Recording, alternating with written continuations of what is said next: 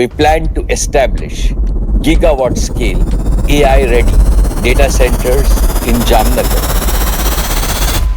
24 जनवरी 2025 मुकेश अंबानी ये अनाउंस करते हैं कि वो जामनगर को world class data centre hub बनाने जा रहे हैं। Ambani is all set to build the world's largest data center. We plan to establish gigawatt scale AI ready data centers in Jamnagar. It is our goal in the new information and technology age to make Jamnagar a leader of the world. And to me, this is just the starting. सिर्फ अंबानी नहीं, अडानी भी महाराष्ट्र, गुजरात, आंध्र प्रदेश और तमिलनाडु में data centres बनाने के लिए 10 million से भी ज्यादा इन्वेस्ट करने जा रहे हैं। देखो, यूनाइटेड स्टेट में एक एवरेज 100 मेगावाट वाला data centre per day 20 lakh litre से भी ज्यादा वाटर कंज्यूम करता है, और अंबानी जो डेटा सेंटर बनाने जा रहे हैं वो इससे भी 30 गुना ज्यादा पर डे पानी कंज्यूम करेगा। इस प्रोजेक्ट के लिए चूज किया गया है नवी मुंबई को, दिल्ली एनसीआर को, चेन्नई को, हैदराबाद को और कोलकाता को। और आयरनी की बात यह है कि जिन जिन शहरों को इस प्रोजेक्ट के लिए चूज किया गया है वो सारे शहर ऑलरेडी वाटर शॉर्टेज फेस कर रहे हैं। नई मुंबई में हर रोज 80 मिलियन लीटर वाटर्स की कमी होती है। दिल्ली एनसीआर में 1100 मिलियन लीटर वाटर्स की पर डे शॉर्टेज है। चेन्नई में हर रोज 713 मिलियन और हैदराबाद में 300 मिलियन लीटर वाटर्स की पर डे शॉर्टेज होती है। तो जहां पूरे देश भर में महर्षि अगस्त्या जैसे समुद्र सोखने वाले डेटा सेंटर्स को बनाने जा रहे हैं, वहीं 163 मिलियन इंडियंस को साफ पानी देखने के लिए भी नहीं मिल पा रहा है। और ग्राउंड वाटर की कंडीशन तो पहले से ही दिन प्रतिदिन और खराब होती जा रही है। यही कंडीशन है कि डेटा सेंटर्स हमारे लिए एक वाटर क्राइसिस ला सकते हैं। That water supply is becoming more strained. Zoom out and you can see the entire southwest is drying up. And then, if we overlay the map, you can see the mega thirsty data centers moving in. I think we're really at a critical moment right now. It's kind of a turning point. We're on the cusp of beginning to see this. This is critical water pressure in the kitchen. There's not enough available water for the residents that are already there. That's because AI data centers require a lot of water. तो अब सवाल यह आता है कि आखिर India को इतने सारे डेटा सेंटर्स की जरूरत ही क्या है? अमेरिका में चल रही इस प्रॉब्लम से हमें क्या सीखना चाहिए? और सबसे जरूरी ये कि इंडिया को कौन कौन से स्टेप्स लेने चाहिए इस प्रॉब्लम को फेस करने से पहले। सबसे पहले तो ये समझते हैं कि आखिर डेटा सेंटर्स वर्क कैसे करते हैं। तो अज्यूम करो कि आप YouTube पे मेरी वीडियो देख रहे हो, तो मिली सेकंड के अंदर जो होता है वो ये है कि जैसे ही आप प्ले बटन को क्लिक करते हो, वैसे ही आपका फोन इंटरनेट के थ्रू YouTube के डेटा सेंटर को एक रिक्वेस्ट भेजता है। यहाँ हजारों सर्वर्स 24/7 क्लाइमेट कंट्रोल इन्वायरमेंट में लगातार चलते रहते हैं, और जैसे ही आपका रिक्वेस्ट लोड बैलेंसर को हिट करता है, वैसे ये लोड बैलेंसर आपके रिक्वेस्ट को एक खाली सर्वर को असाइन कर देता है, और वो सर्वर आपके सब्सक्रिप्शन को चेक करता है, वीडियो फाइल सेलेक्ट करता है, आपके इंटरनेट स्पीड को चेक करता है, उसके अकॉर्डिंग वीडियो क्वालिटी सेलेक्ट करता है। तो ये वीडियो फर्दर डेटा पैकेट्स के फॉर्म में डिवाइड किए जाते हैं और फिर हाई स्पीड फाइबर केबल के थ्रू आपके फोन तक वापस भेजे जाते हैं।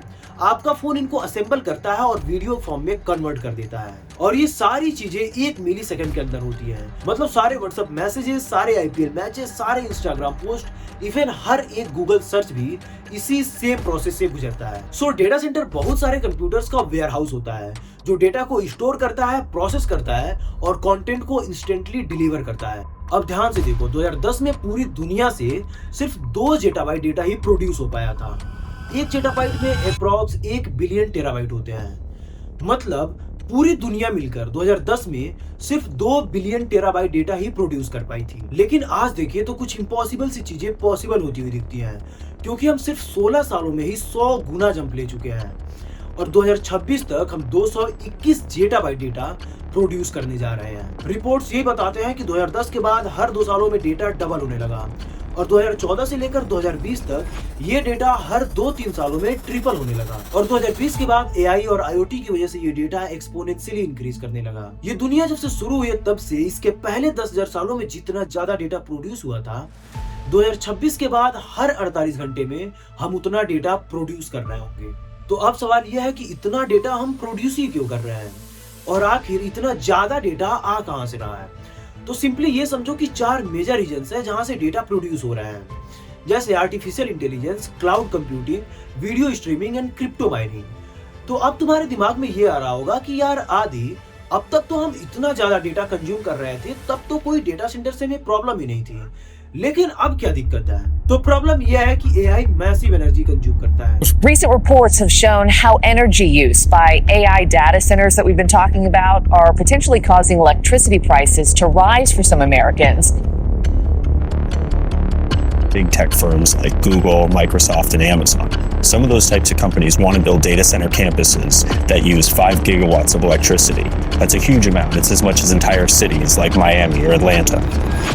हम जब भी जेमिनाई से कुछ पूछते हैं या फिर नैनो बनाना से कोई इमेज जनरेट करवाते हैं, तब दूर बैठे कई डेटा सेंटर्स को पावर की जरूरत पड़ती है और इस पावर की वजह से वो डेटा सेंटर गर्म हो जाता है। अगर हम 100 वर्ड्स का भी रिस्पॉन्स AI से जनरेट करवाते हैं तो यूं समझो डेटा सेंटर्स को 0.14 किलोवाट आवर की इलेक्ट्रिसिटी की जरूरत पड़ती है और ये बिजली इतना होता है कि वो 14 LED बल्ब्स को 1 घंटे तक लगातार चला सकता है और इसी हीट से जब वो डेटा सेंटर गर्म हो जाता है तब उसे ठंडा करने के लिए आधे लीटर पानी की जरूरत पड़ती है। और अब अगर आप इन बिलियंस ऑफ प्रॉम्प्ट्स को उस पानी के साथ मल्टीप्लाई करके देखें तो आपको पता चलेगा कि उन बिलियंस ऑफ रिस्पॉन्स को जनरेट करने के चक्कर में हम जितना पानी जला दे रहे हैं उतना पानी की कमी की वजह से एक पूरा शहर सूख सकता है।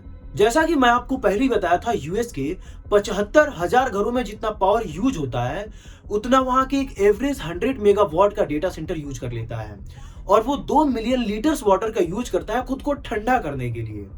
मैं फिर आपको बता दूं कि ये पानी उतना होता है जितना वहां के 65,000 घरों में डेली यूज होता है और ये खुद को ठंडा करने के लिए पानी का यूज करते हैं। सिर्फ ये दिक्कत नहीं है, मेन प्रॉब्लम तो यह है कि ये ड्रिंकिंग वाटर का यूज करते हैं और अब ये data centres Navi Mumbai, Delhi NCR, Hyderabad और चेन्नई में लगने जा रहे हैं। तो सोचो जब ये डेटा सेंटर्स इंडिया में लग जाएंगे तब यहाँ के सिटीज का क्या हाल होगा।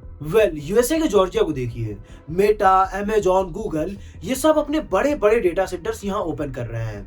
केवल 2025 में जॉर्जिया को $40 बिलियन का इन्वेस्टमेंट मिला है और 30 मिलियन स्क्वायर फीट में यहाँ डेटा सेंटर्स ओपन किए गए हैं। जब ये अनाउंस हुआ तो जॉर्जिया की गवर्नमेंट काफी खुश थी क्योंकि जब मिलियंस ऑफ डॉलर्स का इन्वेस्टमेंट होता है तो बहुत सारे न्यू जॉब क्रिएट होते हैं और बहुत सारा टैक्स भी मिलता है। लेकिन आपको पता है कि अभी वहां का क्या सीन है? लिटरली जॉर्जिया के रिवर्स सूख रहे हैं, लोग वाटर शॉर्टेज फेस कर रहे हैं और कूलिंग टावर्स की वजह से नॉइज इतनी ज्यादा होती है कि चैन से कोई सो भी नहीं पाता है। वहां के लोगों को अपनी डेली जरूरतों के लिए कंटेमिनेटेड वाटर का यूज करना पड़ रहा है। Georgia is becoming one of the nation's leading states for data centers. People say having data centers next door is affecting their health. This is where I fill up water for storage. Those are the things we have to fill up to flush the toilets.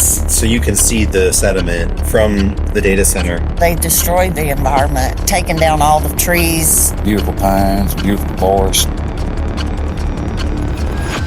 और सिर्फ Georgia ही नहीं, Lauren county में 200 data centres ऐसे हैं जो 4.14 gigawatt power consume करते हैं और जहां ये डेटा सेंटर्स केवल एक दिन में 5 मिलियन गैलन वाटर यूज कर रहे हैं, वहीं वहां के लोगों को पीने के लिए साफ पानी नसीब भी नहीं हो रहा है। मतलब अभी ये लोग जितना पावर यूज कर रहे हैं सीधा उसका डबल। तो जहां गवर्नमेंट टैक्स रिवेन्यू के मजे ले रही है, वहीं यहाँ के सिटीजन्स ना तो ठीक से सो पा रहे हैं, ना ठीक से सांस ले पा रहे हैं और ना ही इन्हें पीने के लिए साफ पानी मिल पा रहा है। और ये हाल सिर्फ अमेरिका का ही नहीं है, ऑस्ट्रेलिया से लेकर ब्राजील, अफ्रीका सब इसी सेम समस्या से गुजर रहे हैं और यही है दोस्तों डेटा सेंटर्स के पीछे की सच्चाई। तो अब सवाल यह है दोस्तों कि इंडिया का क्या होगा?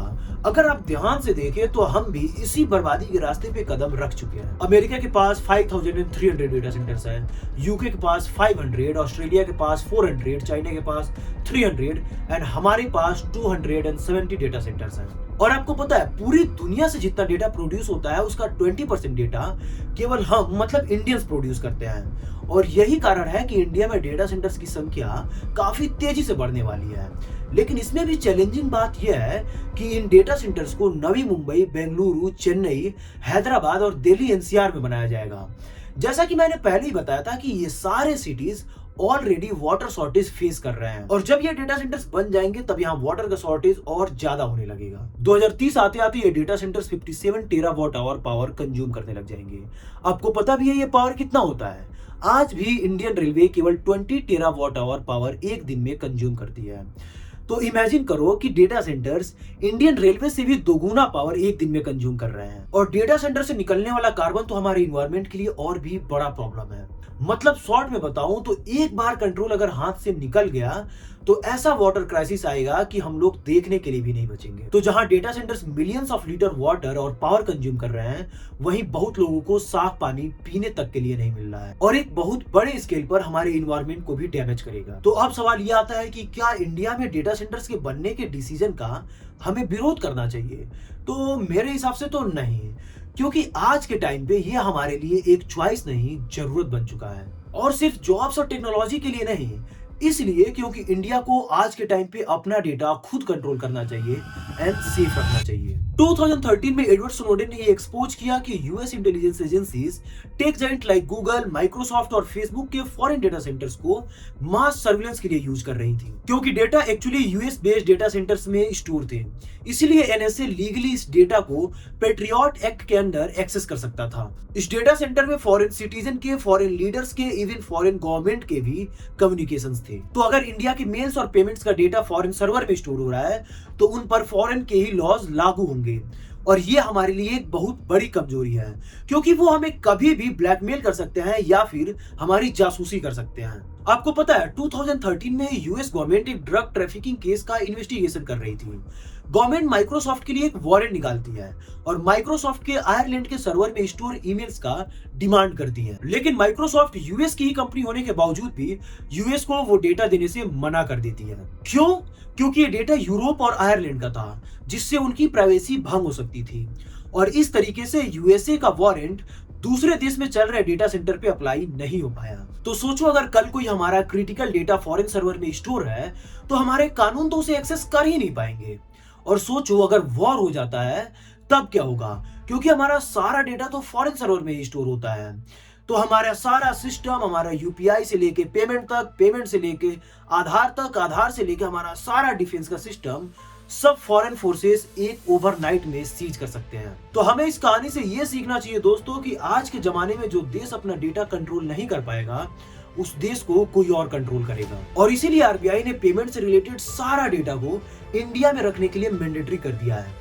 और क्या आपको पता है, पूरी दुनिया में जितना डेटा प्रोड्यूस होता है उसका 20% डेटा तो केवल इंडिया प्रोड्यूस करता है, लेकिन हम केवल उसका 3% डेटा ही स्टोर कर पाते हैं। तो हमें दूर बैठे किसी आदमी को अपने डेटा का कंट्रोल नहीं देना चाहिए। अब सबसे बड़ा क्वेश्चन ये अराइज होता है दोस्तों कि हमारे देश के कई cities already water shortage face कर रहे हैं, फिर भी हमें डेटा सेंटर्स तो चाहिए ही, लेकिन इस वाटर शॉर्टेज को फेस करने से बचने के लिए हमें कौन कौन से स्टेप्स लेने चाहिए? तो सबसे पहले इंडिया के सारे कंपनीज को खुद को सस्टेनेबल वाटर सोर्सेज पे डिपेंडेंट बनाना चाहिए, ताकि फ्यूचर में कभी भी इंडिया को वाटर को लेके कोई भी प्रॉब्लम फेस ना करना पड़े। जैसा कि अमेज़न पहले ही प्लान कर चुका है कि वो 2030 तक यूएस के 120 से भी ज्यादा डेटा सेंटर्स को रिसाइकिल वाटर से कूल करेगा, और इससे हम 530 मिलियन से भी ज्यादा गैलन वाटर को सेव कर पाएंगे। तो भारत सरकार को इंडियन कंपनीज को इस बात के लिए फोर्स करना चाहिए कि वो शुरू से ही रिसाइकिल वाटर का यूज करें, ना कि तब स्टार्ट करें यूज करना जब खतरा सिर पर आ जाए। और हमारा दूसरा स्टेप ये होना चाहिए कि हमें धड़ल्ले से रिन्यूएबल एनर्जी को अडॉप्ट करना चाहिए, चाहे वो सोलर हो, चाहे वो हाइड्रो हो, चाहे वो विंड एनर्जी हो। और दोस्तों, गवर्नमेंट को हमेशा इस बात का ध्यान रखना चाहिए कि डेवलपमेंट सिटीजन्स के लाइफ स्टाइल को इंप्रूव करने के लिए होता है, ना कि उसको बर्बाद करने के लिए, क्योंकि अक्सर कंपनीज कैपिटलिज्म के चक्कर में पैसों को लाइफ से ज्यादा प्रायोरिटी देने लगती हैं, जबकि पैसों का पर्पस ही होता है लाइफ को और अच्छा बनाना। तो यही थी दोस्तों इंडिया में डेटा सेंटर के बूम के पीछे की कहानी। अगर वीडियो तुम्हें अच्छी लगी तो you know what you have to do. समझ जाएंगे इसे, बोलो सब्सक्राइब कर।